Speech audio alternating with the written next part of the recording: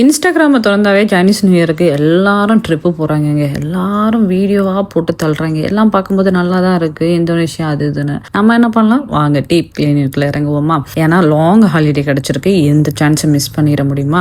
அதுக்கடுத்து பாத்திரத்தை எப்போவுமே மாதத்தில் ஒரு தடவை எனக்கு அரேஞ்ச்மெண்ட் பண்ணால் தான் கரெக்டாக இருக்கும்.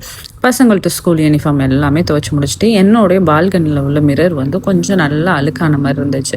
நல்லா வந்து சோப்பை வச்சு க்ளீன் பண்ணிவிட்டு அப்புறம் வந்து நான் நார்மலாக லிக்யூட் இருக்கும்ல, கிளாஸ் லிக்யூடை வச்சு ஸ்ப்ரே பண்ணோன்னா போதுங்க. ஃபுல் வீட்டையும் மாப் போட்டுட்டு எப்போவுமே வீட்டில் வந்து மூலையில் வந்து சாம்பிராணி போடணும்.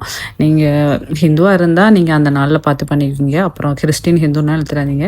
எனக்கு எங்கள் அம்மா அப்பா சொல்லி கொடுத்தது, எப்போவுமே வந்து வீடு வந்து கழுவிட்டா எல்லா மூலையிலுமே வந்து சாம்பிராணி காமிக்கணும். எந்தெந்த கார்னர் இருக்கோ எல்லா இடத்துலையுமே நான் சாம்பிராணி காமிப்பேன்.